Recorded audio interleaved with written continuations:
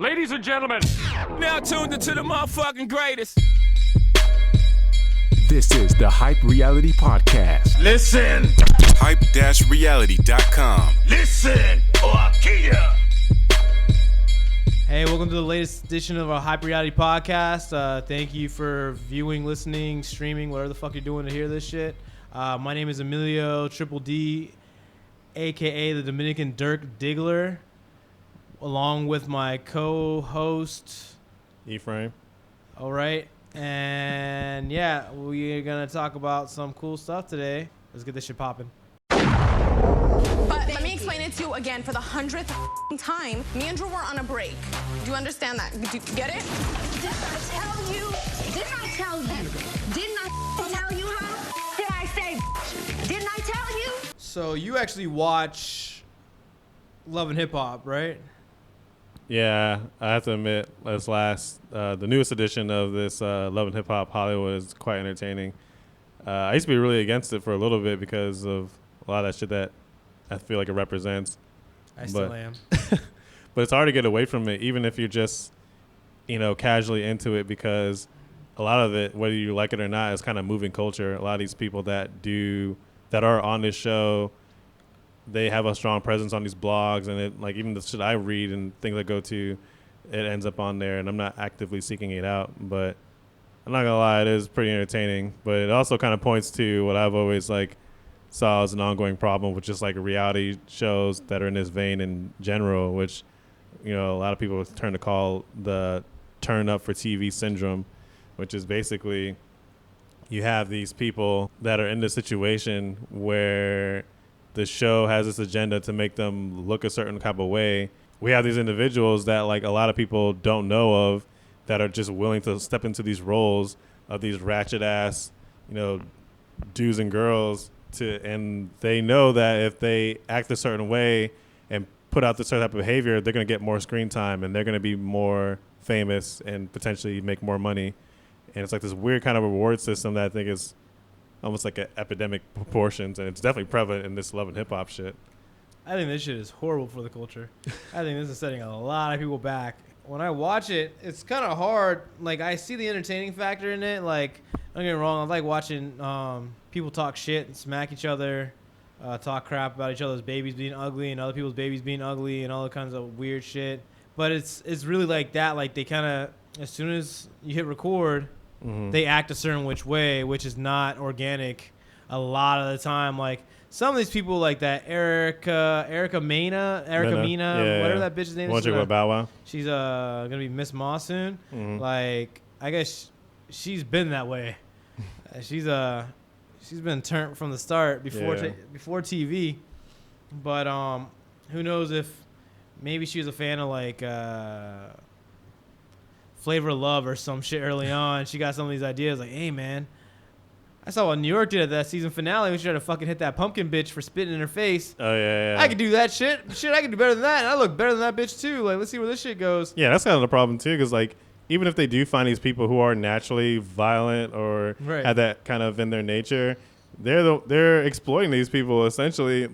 They're exasperating the situation and put them in these rooms with these people they know they don't like, and kind of just poking the bear and kind of waiting to see what happens. Got cameras rolling. They're making a ton of money, and they're just giving, pocket change to these people that they're exploiting that can potentially be in life-threatening situations when the cameras are off.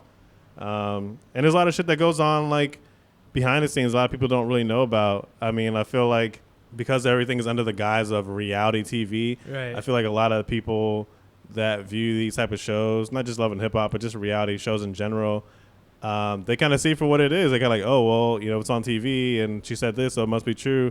But we've worked in these fields and we kind of know how shit goes. There's a lot of production. There's a lot of production and producing involved in these situations. They're not just putting these people in a room and say, okay, let's see what happens. They have an agenda. These fucking people have story producers. Yeah. That takes away the reality. Right. One of my first jobs in New York was on that Blood, Sweat, and Heels show, their first season. And I remember certain females wouldn't shoot with other females because they had problems. The producers were aware of these problems. And then on the finale, we had a fucking meeting before the shoot. And it was okay, we got this yacht. and we're gonna fucking ride around New York in this yacht, Mm-hmm. and them bitches can't go nowhere. So sparks gonna fly, Right. weave's gonna get pulled out, bottles gonna be broken, and yeah, man, we're gonna have ourselves a finale. Let's go and do this shit. And it's like everybody knew there was the one girl. Like there's this chick named Geneva on that show who was the devil's taint. She was a mean bitch. And man, she made my life fucking hell on that show. Like she wasn't that bad of a person like outside of the camera, but when the cameras turned on, she put on this like diva-nastic fucking kind of swagger. Mm-hmm. And fucking man, I just like the shit out of that girl. And she'd retake Walking the Corner, like weird ass things that you would not in reality. If I walked, the block wrong, I'm not gonna. Okay, stop. That didn't look right. Let me go around. Let's do this again. And like, Yeah, that alone that is showing how much they're manipulating that shit. is stupid as shit. Hey, can you put your purse on your left side and maybe just kind of like have a little more like like come in like you're ready to do something. Like you're mad, you're angry. Get angry and walk in here and do angry shit. Like they try to rile them up and kind of Right. get a certain reaction out of them. Like they prodded at them almost. And then look at most recently what the fuck happened with Melissa Ford and that same Geneva bitch. Melissa Ford actually ended up getting into it. She had to go to the hospital and get 3 staples to close the wound on her head. And she cut her feet on broken glass as well. All because Geneva Thomas, also from Blood, Sweat, and Hills, cracked a bottle over Melissa's head. Oh man, it's almost like that's like the formula for any of these reality shows. You get someone who's sort of kind of known and has a name for themselves. Right. 1 or 2 of those people, and you just mix it up with these nobodies that have nothing to lose. Hate. that can afford to punch someone in the face and not like It's like they're worry like jealous about or like anything. they're envious or both or Yeah. they hate. Like it's just crazy. Like and you kind of like it kind of builds the suspense a little bit. You're watching like, I wonder how this is gonna turn out, and then you get a little curious and like shit kind of plays out, and then they cut. Yeah. And then it's really not that serious, but there's always that next time. There's always the next episode. Yeah, don't get me wrong. There's nothing more real than getting a bottle broke on your face. But No, that bitch got wheelchaired out. Like, Yeah, Melissa but at the Ford same went time- to the hospital.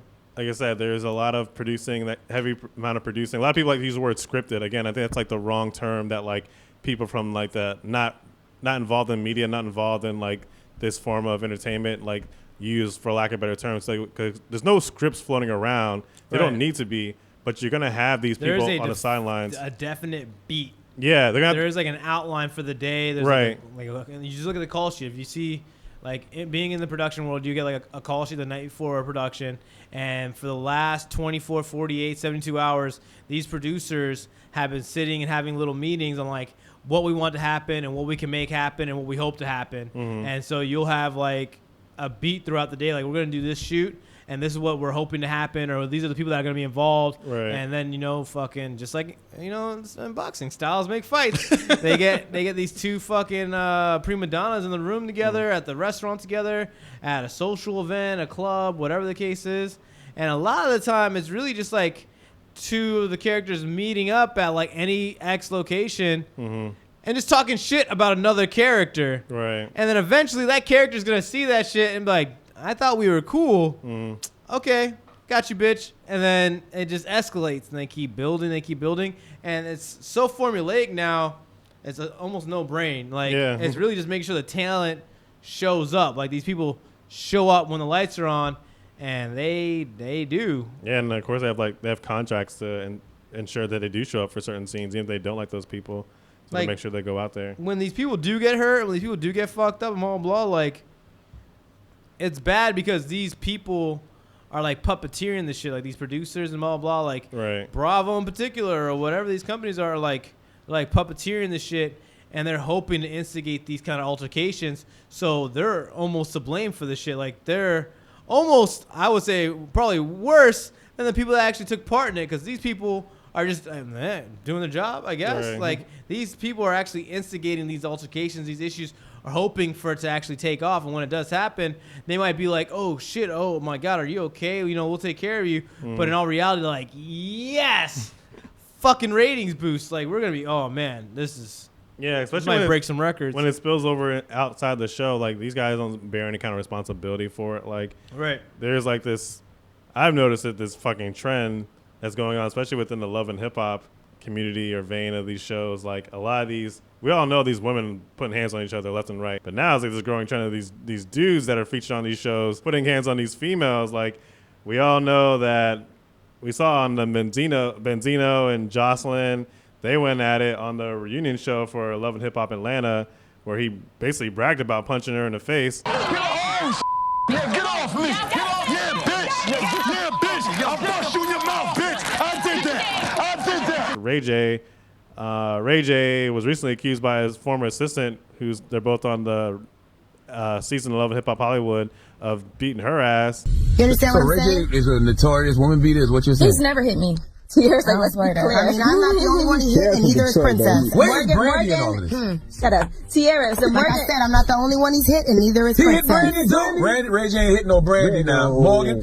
And then you got Young Berg, who was recently arrested for beating his girlfriend's ass right after the reunion show that just finished taping here in New York. So Young Bird decided to choke out his girlfriend.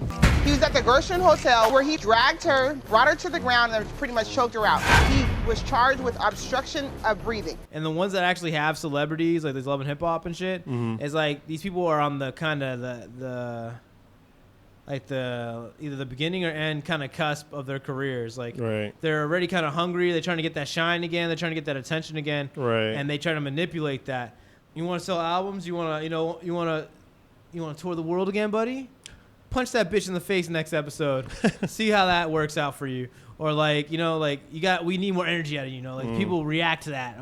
And show them the Ray J they fell in love with, or show them the Young Berg that didn't get his chain snatched, and you get me, they try to manipulate that, and then also the people that are not well known, they're trying to become known, they're trying to get they're trying to break through, and it time and time again, bad behavior seems to be rewarded over good behavior. The girl that didn't throw a punch the whole season won't be back next season. The one that never said shit, never did shit, and she's hearing it. If she doesn't act a fucking fool, or he doesn't act a fucking fool on that show or that episode, they're gonna get a little talk, hey, when the producer's gonna call him, hey, is there anything you want to talk about? We need you to do certain things. The reason why you're on the show, the reason why you're getting paid the big bucks and all this shit. And then they keep doing that, and they're like, hey, man, we need you to do something now. We need this shit for real. This shit, we're losing ratings, okay? Your basic ass is fucking us up. So do some non-basic shit, or you're not coming back. And oh, fuck, well, this is all I got. I'm going to punch the first black girl I see at the cafe and call it a day. Yeah, I guess the sad thing about everything is that with all that I just said, I still find Love Hip Hop Hollywood. Yeah, I still watch that shit on YouTube. Really entertaining. But, whatever. Get your money up. Because they are real people, but yeah. So on to the next one. Grand Theft Auto 5 allows video game players to assume the role of gangsters, committing almost any crime imaginable. Bank robberies, car thefts, often murder. College freshman Daniel Bell started playing 4 years ago. You're never going to really be a criminal. So when you're all these characters who are just insane criminals who rob banks and steal cars, it's just a fun experience, and it gives you a rush. So Grand Theft Auto 5 was re-released on November 18th, and the graphics and everything looks pretty cool. I haven't played Grand Theft Auto in a while, but this one actually got my attention. It's been getting a lot of people's attention recently because of what this re-release that they put out on the PS4 and Xbox One. They introduced this POV feature, which basically kind of what it sounds like. You can go through and look through the eyes of the character and experience the world, this expansive world, like driving a car or shooting people or whatever else. And once I heard that, I knew it was only a matter of time before someone was doing something someone was gonna experiment with the most well-known feature, I feel like, with these games, which is the term sex. POV is synonymous with porn, so it's it was only a man that's the first thing that goes off in my head, POV. Oh, hello. Let's see. what kind of things we can do in this, because you were able to. I haven't played them in a while either. I think the last one I probably played a bit of 4, but I didn't like fuck any of these robo digital bitches. Like, I didn't do any of that shit, but I think the option was there. I remember the earlier games, they would get in the car and you would literally like hit a corner and go into an alley or some place and park the car. Right. And out of nowhere, you see it go rick, rick, rick, rick, rick, Yeah, rick, the car rick, would rick, move. rick, rick, rick, rick, rick, and then you get Your money would go down. Your money will go down. Your health will go up, and then you get out of the car and you drill that bitch right in the face, probably with a baseball bat. My Louis Slugger was a weapon of choice. Got your money back. She doesn't matter to nobody. No one knows who she is, and you ride off into the sunset. Yeah, I mean that's been a big feature in the game, like ever since like 2001 with GTA 3. But in this one, they're not really leaving much to the imagination. Like when I heard about it, I was like, "Oh, how bad can it be?" But it's it's like full-fledged fucking. It's pretty fucking explicit. I love the way you throb inside my mouth. I want to swallow all of your cum. Oh yeah, baby. Oh, my clit is throbbing for you right now. Yeah, if you weren't paying attention, you might think that you were watching a porno, but no, this is a fucking video game. It looks like a. I'm not sure what those are called, but like there's like the Sim City. Is that what it's called? Sims? City? Oh yeah. But like there are like these Avatar-esque porn sites where you could be Big Dick Sally or some shit, and then you have this 4-tittied Asian girl, and you go over there and have sex with her and do all kinds of just ridiculously sad shit, and that's almost what the girls look like, like the hookers, prostitutes, whatever the fuck they are. Yeah. They kind of look like that. So it makes it even kind of more weird. And then the shit that they say, the way that they sound, like, I'm just saying, I wouldn't, Yeah. Something else on that. Come a long way from just like collecting mushrooms and rings and shit. Like this shit is for real. There's something very wrong with all that. I'd play that game to the end of time. I love that fucking game. But it's becoming less and less about the game itself and more about the shit you can get away with. It's like letting some of that evil out. Like, I'm going to get that whore. I'm going to click the anal option. Then I'm going to put a Smith & Wesson probably in her shoulder. Run her over with the car. Find another broad and, do this for the rest of the day. I got 3 hours to kill. I can do this for a while. And then come back to it again. Like, if the game is cool, like, when I look at gaming, I think of like escaping your world. Like I think of the world that they create and a world that is not like my own or something that I can't really do per se. Like technically I can zip car it out to, let's say, Crown Heights or something, find me a nice girl down on her luck, finger blast her, pay her a couple dollars, let her swallow my kids. And then I could technically get a gun and blow her brains out, or I could dead her in the face myself. There'll be consequences. But there will be real life consequences to stuff. And in Grand Theft Auto, what makes it so awesome is there's no consequences. None at all. Like even in the video, the guy already know the deal. When you watch the video on YouTube, the guy has a girl perform oral. She's like, "Hey, Daddy Fat Stacks, you want to do another thing?" He says yes. And that's when she starts straddling him. And then as soon as she's done, he gets out of the car and punches her dead in the face. You can't do that shit in real life and walk away from that like not phase. Like, well, some people, there's some dark people in this world, not like complexion. And that's the cool world they create in Grand Theft Auto. Like you're able, as an adult, this is rated M for mature. Right. As an adult, you're able to play this game. You're able to shoot police, beat up minorities, kill prostitutes, mix it up, kill minorities, fuck cops. Like that's the whole thing. Like I mean, like you said, the line's really blurred though. The ESRB like gave it an M for mature rating, but like think about how many fucking M games that we got our hands on when we were in middle school and high school. Like it doesn't really mean shit. And that's the problem with these type of games, like that a lot of people have, is that even though it's M for mature and you're not allowed to sell it to you if you're not like 17 or something like that. these kids are get their hands on it, and like, so what kind of message is that really kind of sending to people? Because the kid, like, they have like Xbox Live, and then they have like the PlayStation Store or Sony Store or some shit. Yeah. And you go online, and you like download these games now. You don't really have to purchase them, go to a store or anything. Too. Like you just you just download it, and then you have it. You can play it, or one of your friends will have it. And you can share it, or they can play it at their place or whatever. Somehow, some way, one of these kids has bad parents, or parents that just don't want to put energy behind what they are or aren't playing. Like my mom never gave a shit about the video games they were playing. My dad almost enforced it. Like he's like, "Oh, that game looks pretty cool. Let me check that shit out." And he would play the shit. He would play the games himself. Sometimes he kind of sucked at them, but these kids are gonna play them fucking games, and I think that it's a projection. Like they're just in a natural projection. Like they're wanting the people that buy that game. The following that they have is so strong, but they're gonna expect a stronger, dose each time, like a little more. What else can I get away with? Like, again, just pushing the envelope. The world that they created in that game. I've been playing that game since like the second one, where they're little pixelated pieces of shit, like little digital things going up and down the screen. Like it looked real crappy, and that game was still fun as shit. And then like in the third one, it's like the world changed. Like they made it.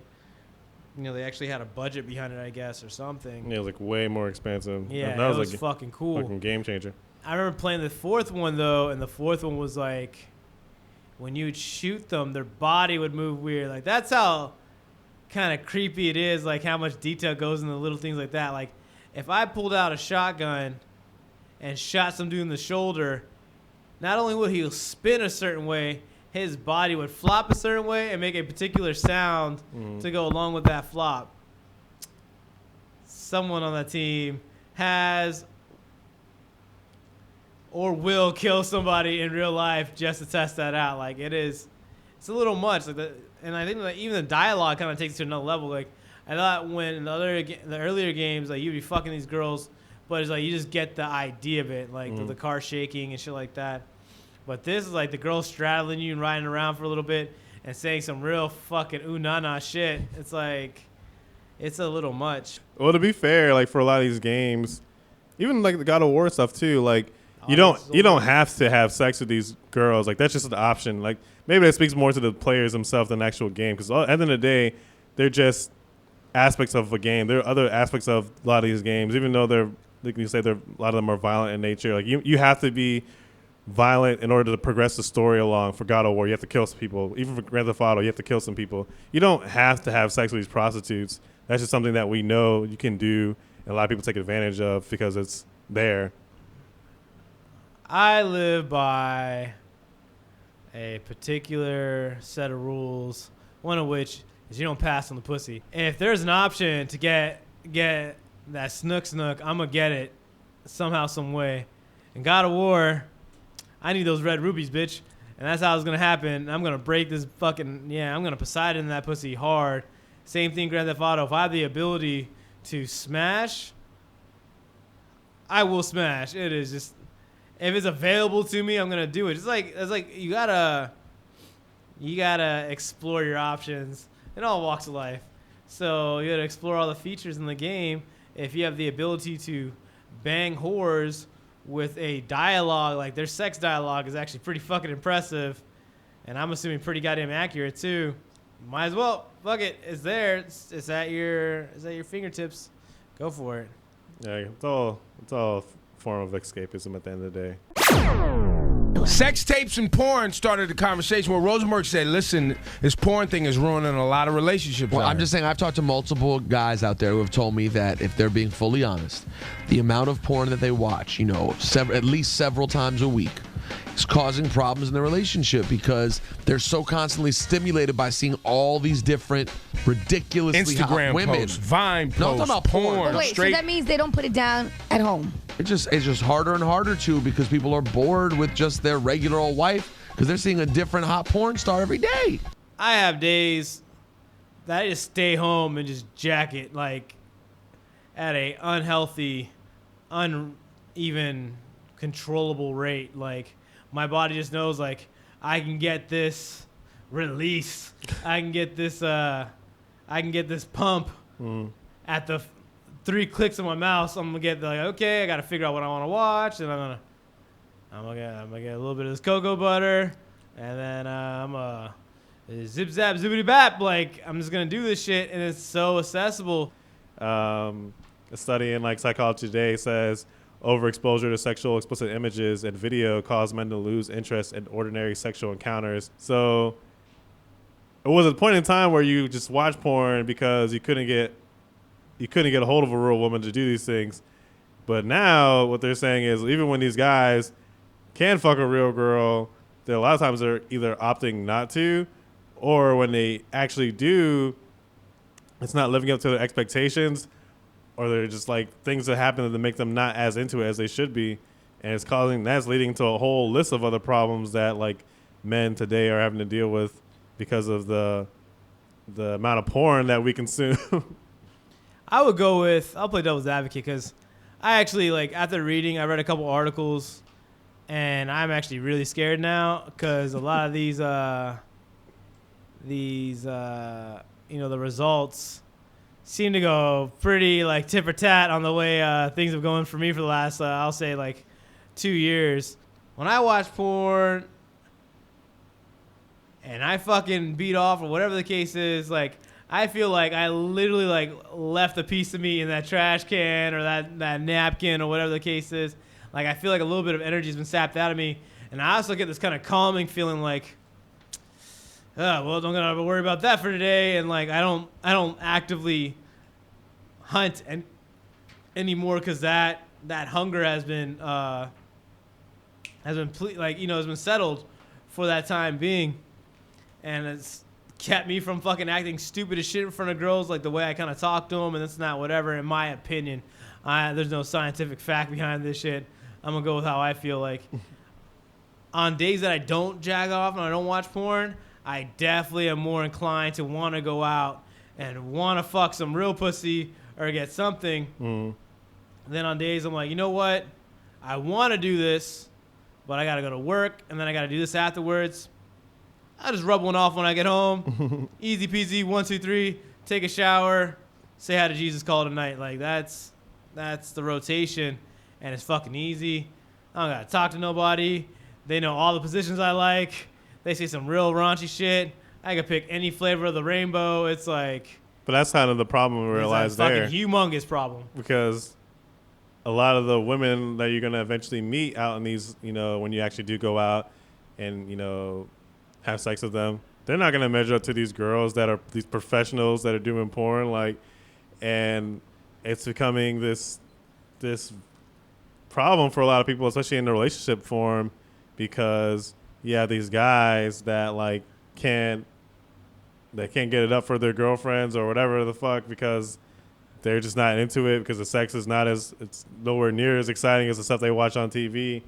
You have these girls that obviously notice this behavior and they want to like imitate the shit they see in these porns to make their guy feel happy or feel sexy. Down.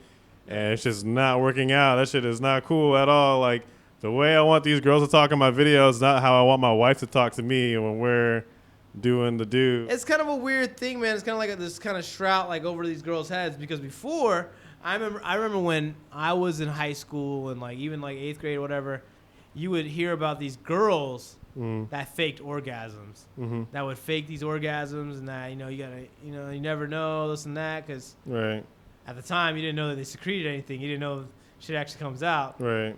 Well, dudes now is like an alarming thing where dudes are faking orgasms. Yeah. Because they can't keep it. It's not keeping it up. It's just that they're not getting as stimulated per se. Because like shit, you could go for fucking hours. Video after video after video after video, and you start watching one video, and because you know that since that's not doing exactly what you want to do, you're like, you know what? There was this one I watched last month. I'm going to go to that one, see if that one's there. And then there might be a recommended one that goes with that one. And you start looking at that one, like, oh, shit, that's pretty cool. And it just keeps going. You start rabbit holing through the whole shit. And it's just, you have that infinite arena. You have the infinite availability of whatever tickles your fantasy. And then you have this one normal-ass girl trying to shake what her mama gave her, but it's like it's just not. It's not gonna meet that.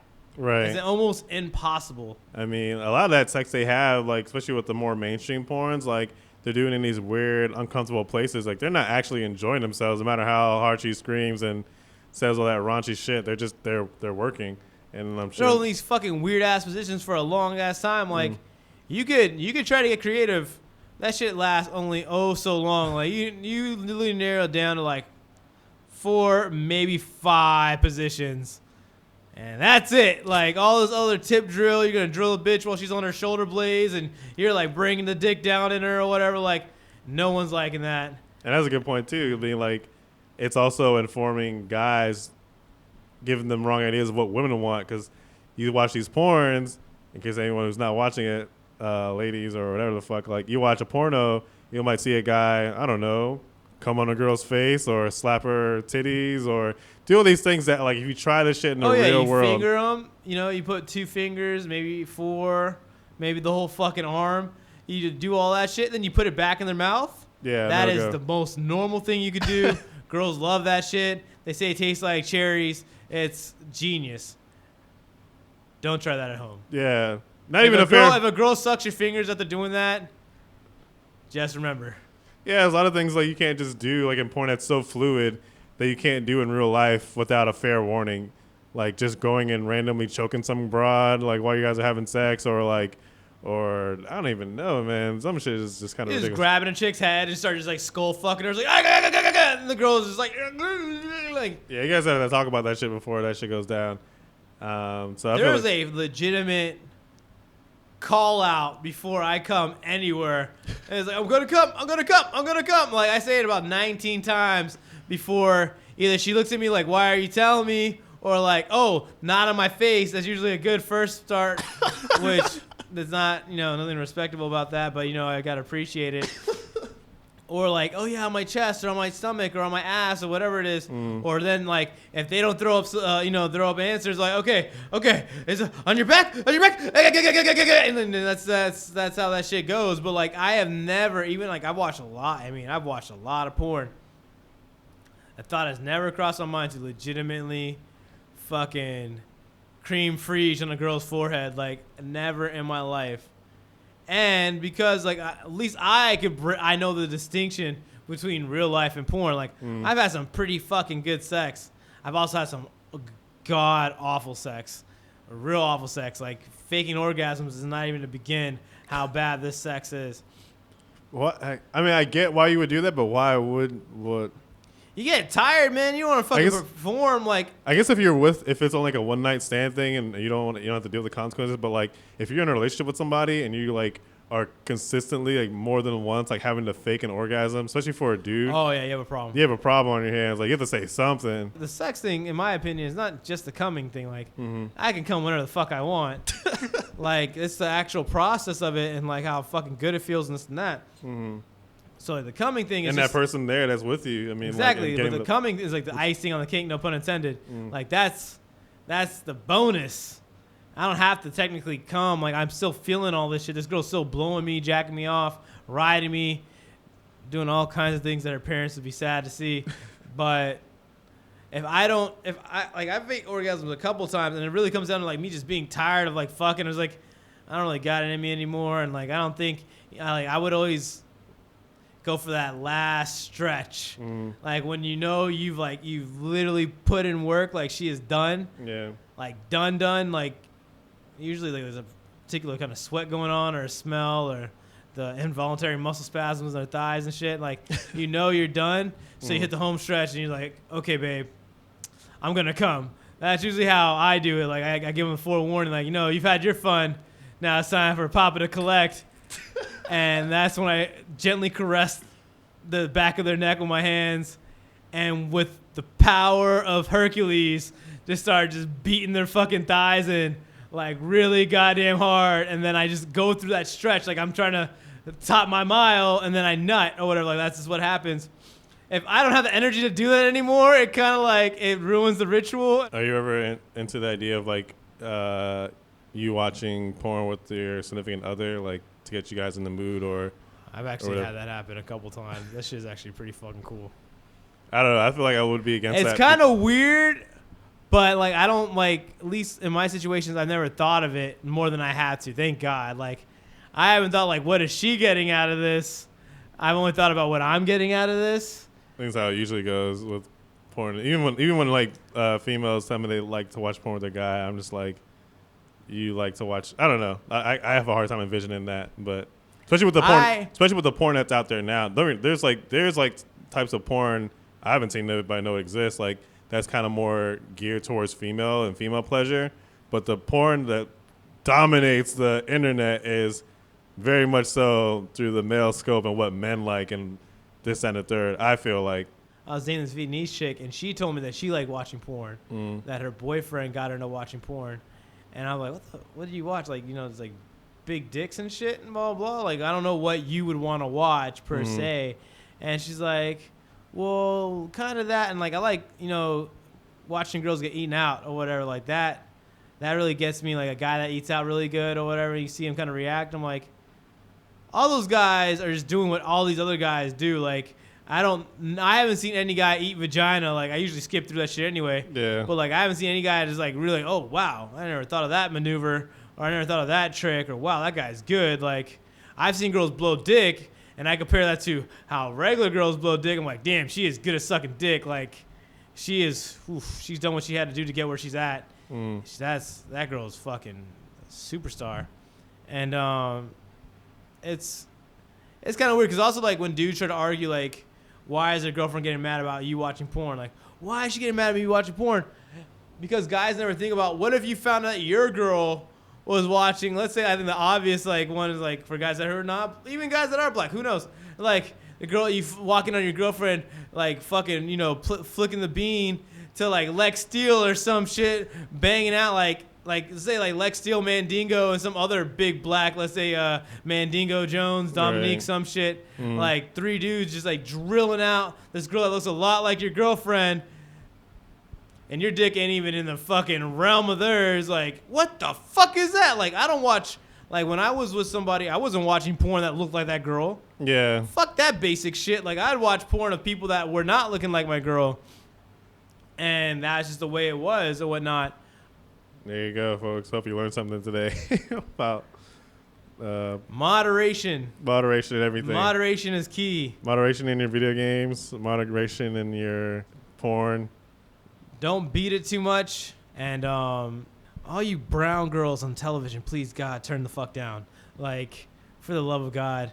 And some of you girls actually are pretty fucking attractive. You can make somebody really happy instead of ruining all these other people's lives around you. That's all we got for today's podcast. Thank you for streaming. Thank you for listening, tuning in, however method you're using to hear us talk shit. My name is Emilio, a.k.a. Triple D, a.k.a. the Dominican Dirk Diggler, along with my cohort, Ephraim. Tell your friends. Tell your parents. Don't tell your kids. Get at us, hyperreality.com. Signing out. Until next week.